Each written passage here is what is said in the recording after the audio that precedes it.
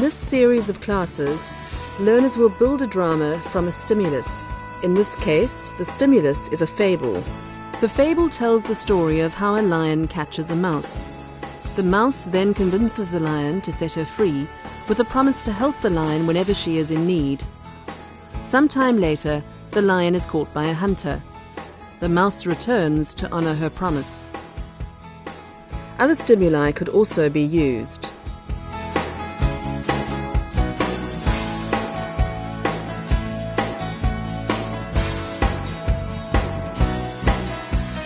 Once the learners have selected their story, ask them to sit in a circle and tell the story a sentence at a time around the circle. He would repay him by saving him one day. Then the lion laughed. Ha ha ha ha.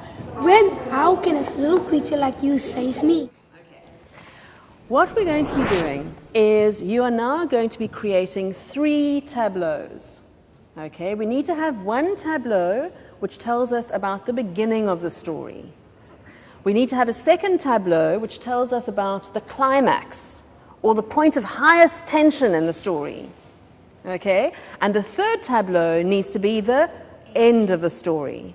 So you've just told the story around in your group, you've clarified what your story is. You should be very clear now where your story begins, what it's building up to, and where it ends.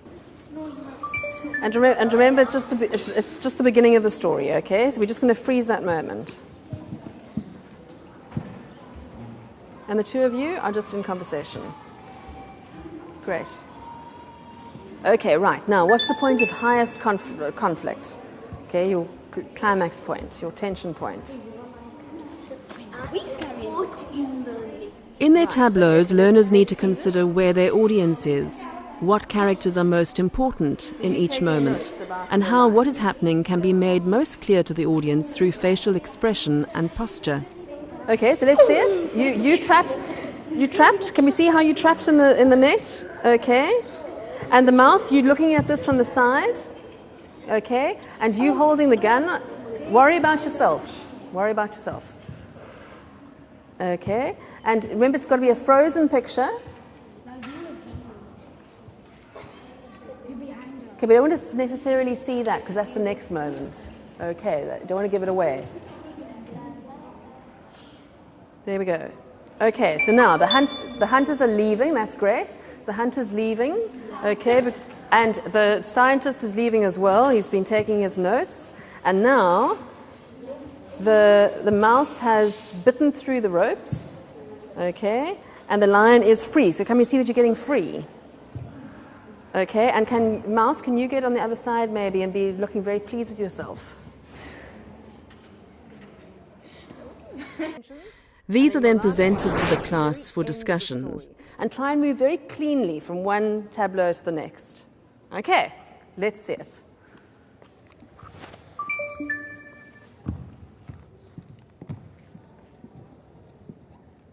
Great, and second one, climax.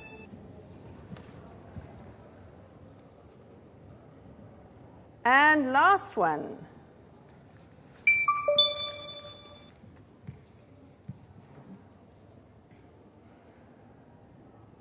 What did you see in the first tableau? Questions to ask of the audience are, were the tableaus clear? Could we see where the story was set? Could we see aspects of character in these tableaus? And then what needs to happen to get the story from the first tableau to the second and finally to the last tableau? And then the mouse does something which we'll find out about in a moment, and what happens at the very end? The lion and the mouse are friends, and they are living with the information. Okay. Good. All right. Very good. So now the next stage of this is you now have your beginning, your climax, and your end. Okay. What I would like you to now do is to write down each of the action points that need to happen in your scene for your scene to be complete. So you already have 3 action points because you've got the beginning, climax, and end. Okay. But there's some other things that happen in between that, which are the things that make the story move along, right? You're not allowed to have more than 7 of those. Learners need to select and write down their 7 action points. 7 is a useful number for action points for a story, as it gives sufficient substance to the beginning, middle, climax, and end of the story, while keeping the main thread clear and uncomplicated. Okay, so what I would like you to do now is you're going to improvise your way through these action points. Okay, but you want to have a clear tableau, a frieze, at the beginning and end of each action point. So, at the beginning of the story, there's the frieze. Each action point can be developed into a separate scene. We see that the lion is asleep and we see the mouse running over his paw. We do that bit of action. Okay. Then, at that point, you freeze.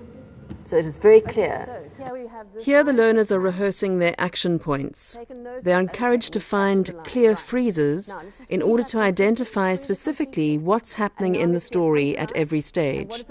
This forces the learners to consider how to bring their ideas across most effectively to an audience.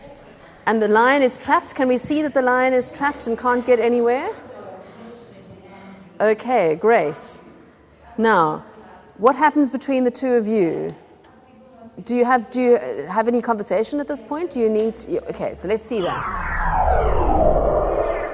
Okay, great. So now we've got our plot. We know what's happening in our story. We have our action points. We know all the most important things that are happening. Now we need to start thinking about our characters. Okay, we want to develop these characters a little bit. Who is this mouse? Who is this lion? What's this hunter like? What's the scientist about? Character work starts with some discussion of the characters. Does this particular drama have a main character or protagonist? Does the character have an antagonist or opponent in the drama? Who else is important? Make sure that every character that appears on stage in the drama has a reason for being there. Learners need to discuss the characters' points of view on what is happening in the story. At this stage of the process, learners will know what role they are playing in the drama. This may have been done democratically within the group, it may have been decided by voting, or even by auditioning for the roles. Just where you are, spread out. Here the teacher is asking the learners to experiment with their physical characterization. They start with their eyes closed, and then open their eyes to begin to experiment with their character in space. What is the body of this character like?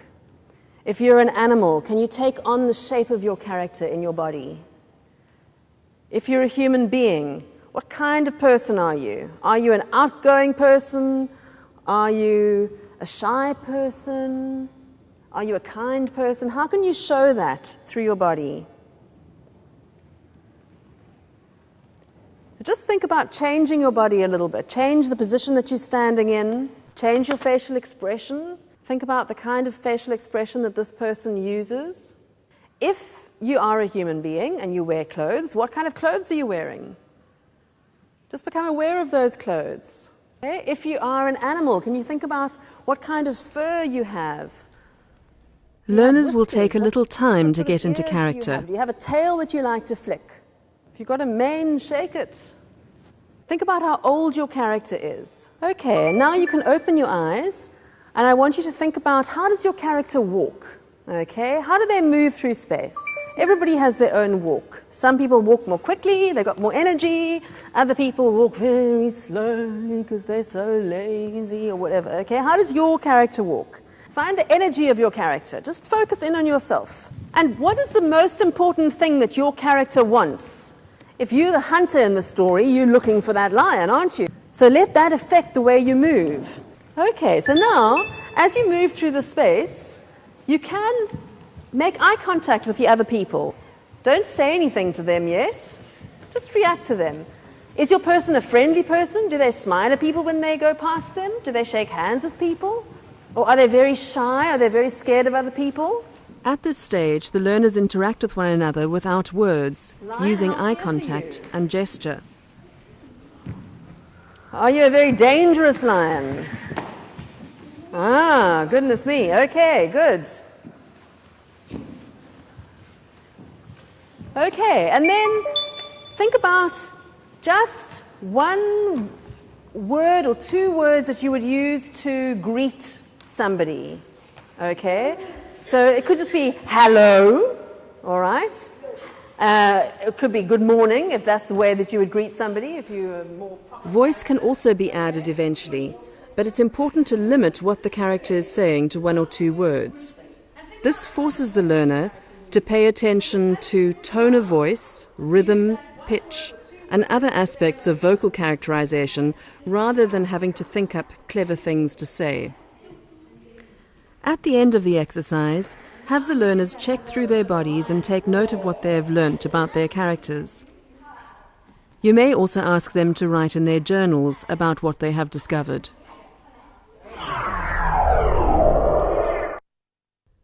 Location is one of the most important elements of drama. It can be created through use of space, through the use of chosen set items or props, or through bodies. Where is the story happening? Okay, where is your story happening? Forest. In a forest. Okay, great. So if it's in a forest, what are some of the things that you know about a forest? They're bushes, trees. Okay, so there might be other animals. So how's that going to affect the hunter who's coming into the forest and the scientist? How are you going to move through the forest? Okay, slower. You're going to have to move things out of the way, aren't you? Okay, so that's going to become part of your action. Okay. You're not going to be able to just leave as you've been doing. You're going to have to actually climb through things when you leave. How does the forest affect you two, do you think? Would the mouse be hiding behind a tree and then coming to find the lion? So I want you to think about how you can bring the location into your story and how you can show us that location, not by necessarily showing us a big piece of scenery, but how you're using your bodies. Location can also be created through sound. Here learners are given objects and told to create a thunderstorm, using these objects, vocal sounds and body percussion. Okay, it can be any kind of sounds. If you think about what a movie has a sound track, okay, a sound track. So this is a soundscape. It's where we're creating a world, but we're doing it through sound. So the way to experience it is to close your eyes and to listen to it. Okay, it's not so important what you are doing physically, but it's about the sounds that we're hearing, that you're making. Now, the soundscape that we're going to be building together is a thunderstorm. Okay, so each of you has a prop, and you also have your bodies. You can make different body percussion sounds, okay? You can also make vocal sounds. So anything that with your mouths, with your voices, okay, any kind of sounds that you'd like to add. And what we want to start with is an afternoon, okay? Just a lovely, peaceful afternoon, sense of maybe a garden, maybe there's a spring. The teacher provides a basic shape for the soundscape. And then it's going to start to rain, okay? And then that rain is going to build into a storm, and then finally the storm is going to settle, and they're going to be left in a peaceful garden again. Okay, so that's the shape of the soundscape. Now, you're going to be our conductor. A conductor is chosen to help the group realize this shape through sound. To a crescendo. Okay, and then also if you want them to be more quiet, tell them to bring down the volume.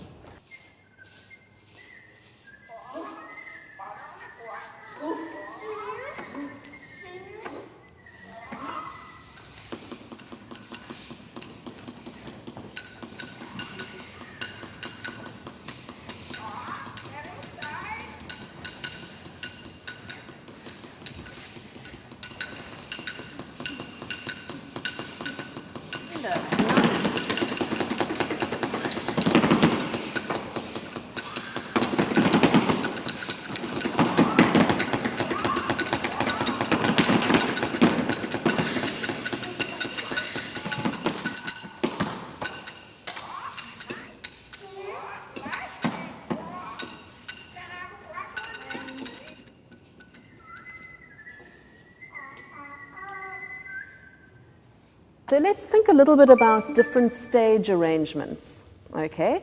Let's have a tableau here from our play. So the lion is catching the mouse. Okay, the mouse has just run over the lion's foot. Let's have that moment. What does that look like? Great. Now, audience, can you see what's happening in this picture? Okay, can you see the relationship between them? Yeah? During the rehearsal process, consider how the space should be set up in order for the audience to best enjoy the drama. Here you see the teacher explaining several common stage arrangements, using just a single tableau from the drama. We see end on, theatre in the round, and into the corner stage arrangements. Okay, and you can see that. Can you see what the lion's facial expression is? Learners need to understand how to open up for the audience and how to highlight key moments for their attention within these different spaces. I see a bit of hair and a shoulder is what I see. Okay, so what I'm going to ask the lion is just to angle a little bit around this way. There we go. And show us that facial expression as you capture the mouse. Okay, does that work better? Can you see that more now, Kyle? Okay, good. So, in this stage arrangement, we have end on. The audience is on one side, okay, and the action is on the other side. Now, can you see that when we are around the stage, we're all going to see a slightly different angle of the picture? So, from where I'm sitting, I can see the mouse really well. What can you see, Janke? Keep the picture. You can see the lion, okay. You're seeing the back of the mouse and you're seeing the lion. With this kind of stage setup, what's important is that everybody needs to see something of importance. Obviously, the lion can't be open to everybody at all times, but if we can't see the lion, we want to make certain that at least we can see the mouse. Okay, so now, can you see that we're not seeing their faces very easily in this way, okay? We want them to open up a little bit. We want them to be aware of their audience. So lion, let's open your face up, okay? Let's see your expression. You're catching that mouse, all right? Make sure that you open to the audience over here, okay? And mouse, can we make sure that you open to the audience over here, okay? Let's see it again. Okay, can everybody now see somebody's facial expression? So the important thing is that we can have different audience arrangements for the same play, but when we use those different arrangements, the actors need to adjust.